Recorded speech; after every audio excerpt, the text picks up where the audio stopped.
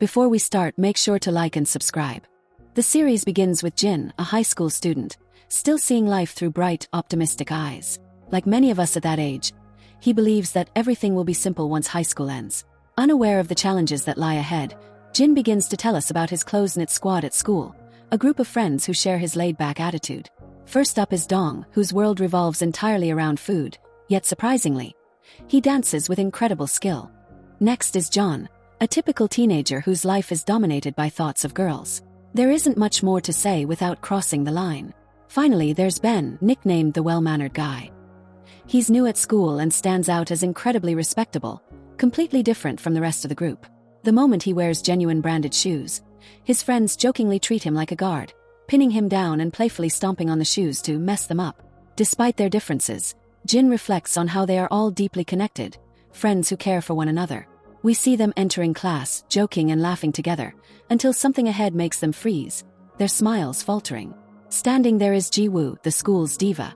She's described like a piece of cake, beautiful, graceful, and intelligent. Ji-woo isn't just beautiful and graceful, she's also at the top of the class. Every boy in school admires her and dreams of dating her, but our rebel, Jin, isn't impressed. When he hears the guys praising her, he bluntly tells them that she's not that great, arrogant, and full of herself. She's never impressed him, and honestly, nobody really cares about his opinion. Soon the first class begins. The teacher enters, turns her back, and starts writing on the board. Jin quietly tries to get John's attention, but John ignores him. Frustrated, Jin starts tossing things at him, eventually throwing a milk carton that accidentally lands on Ji-woo's desk, spilling everywhere. She screams. The teacher spins around, drops her chalk, and demands Jin and everyone causing the disturbance to stand. She promptly kicks Jin and John out of the class. While they're being punished outside, another teacher arrives and scolds Jin for his behavior, telling him to grow up, noting that he's always in trouble with teachers. The teacher is shocked to see Ji-woo affected by the incident, as she is the top student and class president. He also scolds John, giving him a playful smack on the head. Then he turns to Jin and announces that from today, Jin will sit at Ji-woo's desk so she can tutor him. That evening, Jin's parents are happy to hear he'll be sitting next to a top student like Ji-woo, hoping it will motivate him to study. His father even prepares a special meal to help him focus. The next day, the home economics teacher walks in and immediately announces a surprise test in 20 minutes, telling anyone without their textbook to step out. Ji-woo starts searching for her book. Ji-woo suddenly realizes she forgot her textbook. Playing the hero, Jin quietly places his book on her desk and tells the teacher that he forgot his, walking out to take the punishment himself. The gesture genuinely touches Ji-woo's heart. She feels a twinge of guilt, especially seeing Jin doing leg exercises as punishment. Meanwhile, the teacher patrols the classroom, shouting at students and calling them failures. Ji-woo, however, is lost in her own world, paying no attention to the scolding and focusing instead on Jin's doodles in the notebook. Later, she approaches him to thank him for his kind act.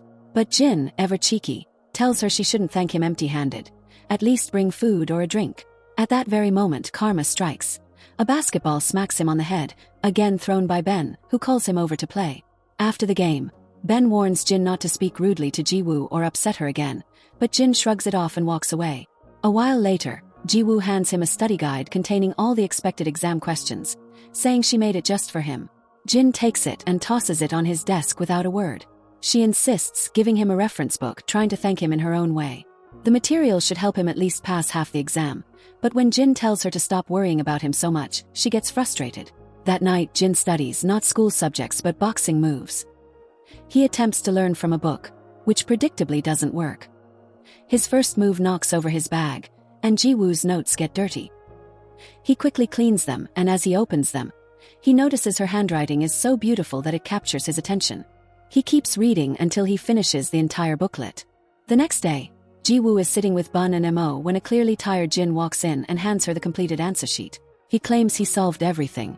Everyone is stunned that he actually opened a book and studied, and even Ji-woo can't believe it. While checking his answers, she finds 2 mistakes and asks him to correct them, which he does. From that moment on, he starts studying more seriously at home, at school, and during any free time he can find. One day, a theft occurs in class. A teacher walks in and instructs everyone to sit, close their eyes, and have their bags searched. When the teacher checks Dong's bag and finds it stuffed with food, he mocks him, accusing him of stealing money to buy it and bullying him for being overweight. Furious, Jin steps in, asking how much was stolen and pledges to pay it himself just to stop the teacher from bullying Dong. The teacher loses his temper and kicks Jin out for challenging him. Ji-woo stands up, supporting Jin's stance, declaring that she also refuses to be bullied and wants to face punishment alongside him. Dong, Bun, and the rest of the gang join them, and they all end up punished together outside. Ji-woo cries, it's her first time being punished, but the boys cheer her up, making her laugh and smile. In that moment, Jin realizes for the first time just how truly beautiful Ji-woo is. Later, the group goes on a school trip. They spend the day taking photos and enjoying themselves. As usual, Bun sleeps through the entire trip while Dong never stops eating. When boredom strikes, Jin suggests they play a game called Wooden Horse, but it quickly turns out to be more of a punishment than a fun activity. Because of it, Ben and Jin end up fighting, and Ben hits Jin in front of all the girls. Jin retaliates, and a full-blown fight ensues. The other boys try to separate them but fail, and eventually, the teacher decides to punish everyone. Back at school, Ji-woo and Moon join the group for lunch. Moon teases, asking Jin and Ben if they've made up yet. Jin casually explains that their fight was easier to handle than any girls' quarrels. The next day, they play basketball together as if nothing ever happened. Suddenly, Bun shares a chilling story about a nearby school rumored to be haunted. 2 girls were studying late alone, and at one point, the girl in the back drops her red pen. When she bends down to pick it up, she notices the girl in front of her has no legs. Panicking, she keeps looking back and forth to confirm what she saw. Then the lights go out. The last time she looks up, the other girl has vanished, replaced by the terrifying ghost of the legless girl approaching her. Since that night, people say the souls of the 2 girls still wander the school. After this frightening tale, Moni smacks Boyun out of fear and storms off. That same day, after classes are over, Ji-woo approaches Jin. She mentions that final exams are approaching and asks if he'd stay late at school with her while she studies, since she usually studies alone. To persuade him, she playfully challenges him, claiming that he wouldn't be able to study properly or get decent grades anyway. Her crafty words awaken his competitive spirit. They make a bet. If Jin loses, he will shave his head. If Ji-woo loses, she won't tie her hair for a while, leaving it messy like a ghost. Jin knows that Ji-woo only made up the challenge so she wouldn't have to be alone, but he doesn't call her out on it. Over time, Jin studies harder than ever, keeping his promise to stay with Ji-woo late at school every day. His determination to win the bet is so intense that he even has his father sit beside him peeling onions to keep him awake. After the exams, one evening, Ji-woo is studying alone late at school once again. No one really knows why she continues to study even after exams are over. Suddenly, the power goes out. She panics, quickly packing her things, and in her nervousness drops her red pen on the floor. Sound familiar? She bends down to pick it up, and the lights flicker back on to reveal Jin standing in front of her. Head completely shaved, looking like a pineapple. It's clear he lost the bet. On their way home, it begins to rain. They run together and take shelter at a bus stop. A passing car splashes through a puddle, drenching Jin.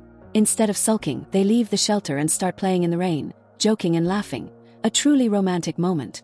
The next day, Jin is sitting with the boys when Ji-woo walks by. Her hair down, looking absolutely stunning. Everyone freezes, staring in awe.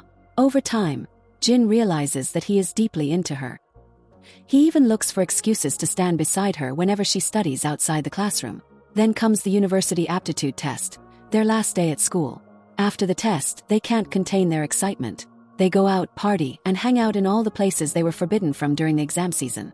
They even go to the beach in the middle of winter, running, laughing, and enjoying themselves. When they get tired, they sit together and talk about their dreams after high school, what universities they hope to attend, and what paths they might take. Everyone has their dreams except Ji-woo. Despite being the top student and studying tirelessly, she still doesn't know what she wants to become. On the day of university interviews and graduation, all of them get accepted into the schools of their choice. After leaving the hall, they celebrate joyfully, throwing colored powders at each other. Ji-woo sits slightly apart with Moon. When Moon asks her who she hopes will confess their love to her, Ji-woo whispers that she loves Jin and hopes they will end up together. The boys rush over and splash colors on them, adding to the fun. After the celebration, Jin and Ji-woo go off together. On the way, Jin hesitates for a moment, then pulls a small bracelet from his pocket and gently puts it on her wrist, asking her to never take it off. It's his way of confessing his feelings. Ji-woo blushes, speechless, overwhelmed by the gesture. The new year begins, and everyone heads to their respective universities. Jin quickly realizes that college life is nothing like high school. With lots of free time, he goes out often, stays up late, drinks, and sometimes gets completely wasted. Unfortunately, over time, his relationship with Ji-woo begins to fade. Sometimes she calls and he's too busy. Sometimes he calls and she's unavailable. Their interactions grow colder. One day, Jin checks a social media site similar to Facebook and notices recent photos Ji-woo uploaded. In every picture, a random guy is sitting close to her. Jealousy sparks within him, and he finally replies to her. Ji-woo responds that she's coming to visit him tomorrow because she misses him. Thrilled, Jin can hardly believe that his charm still works. The next day, he picks her up at the bus station. The moment he sees her, he is blinded. She is glowing, radiant, and completely captivating. They go to a romantic restaurant, and the waitress immediately assumes they're dating, complimenting them on how great they look together. Jin is so nervous that he can't even look at Ji-woo. After lunch, they take a quiet walk together, savoring the moment. After that day, Jin decides he wants to confess his love, but not just yet. He wants the confession to be so romantic that Ji-woo will remember it forever. The next day, he puts up a poster announcing that he's starting boxing training at the university gym. On his first day, he's matched with a tiny, weak-looking opponent. Confident, Jin goes all out, punching furiously, showing no mercy. Later, Jin notices that Ji-woo had called him. He quickly texts her, apologizing for not answering and explaining that he was in the hospital. Panicked, Ji-woo calls him immediately to find out what happened. Jin explains that he started boxing training to enter a tournament next month. He tries to convince her that it's just a sport he loves and wants to pursue. He even asks her to come watch his first match, but she remains unconvinced and hangs up. On the day of his match, Jin, imagining himself as Bruce Lee, is brutally defeated in the ring. His opponent shows no mercy, attacking the moment the bell rings. To make things worse, Ji-woo is there, watching it all unfold. After the match, Jin steps outside to find her. He tries to act tough, pretending the loss didn't matter, but Ji-woo is clearly upset. Jin pleads, explaining that she'll see him differently once he wins a match. Ji-woo starts to walk away, and Jin begs for one more chance. Just then, two drunk men nearby start mocking Jin and making crude comments toward Ji-woo. Furious, Jin adopts his action hero face and charges at them. Later, we see Jin and Ji-woo standing together in the street. His face bears the marks of the beating, yet he smiles as if nothing happened. Ji-woo scolds him, pointing out that this is the second time he hasn't listened to her. She tells him he's acting like a child and needs to grow up. He's no longer in high school. Ji-woo tells Jin that he needs to start acting responsibly instead of being reckless. Frustrated, Jin shouts that everything he's done, the fights, the training, the risks, he's done out of love for her, trying to become strong enough to protect her. Unfortunately, their argument ends with a breakup. Heartbroken, Jin walks away, leaving Ji-woo behind. When Dong, Ben, and the rest of the squad hear what happened, they rush to the city where Jin is studying. If you think they came out of loyalty, think again. These guys are opportunists, looking to see who can get close to Ji-woo now that the path seems open. To be fair, John quickly realizes he has no chance and steps back. Instead, he goes to Jin and tries to comfort him. They hang out, drinking heavily until they are completely wasted. Inevitably, a fight breaks out with some military guys. As always, Jin gets beaten up, but this time something clicks in his mind. He remembers his father's words. If a man truly wants to grow up and become responsible, he should join the military. Inspired, Jin commits himself to intense training, gradually transforming from a reckless, impulsive boy into a disciplined, mature man. Meanwhile, Ben tries to get close to Ji-woo, hoping to win her over, but she gives him the cold shoulder, making it clear that he's not the one she likes. The rejection crushes him completely. One day, Jin hears that a massive flood has hit Ji-woo's city. Without thinking of his own family, his first concern is for her. He rushes to his commanding officer, asking for permission to make a phone call to check on her. At first, the officer refuses, but seeing Jin's genuine worry, he relents and even lends him his own phone, giving him only 3 minutes. Overjoyed, Jin quickly dials Ji-woo's number. She answers, assuring him that she and her family are safe, despite the flood affecting their city. During the call, Ji-woo finally confesses something she had hidden. On the day they broke up, she had actually planned to tell Jin that she loved him too. But because of everything that happened and the distance that grew between them, she never got the chance. Now, she tells him it's too late, and it's best they remain just friends. The call ends with both agreeing to remain in each other's lives as friends only.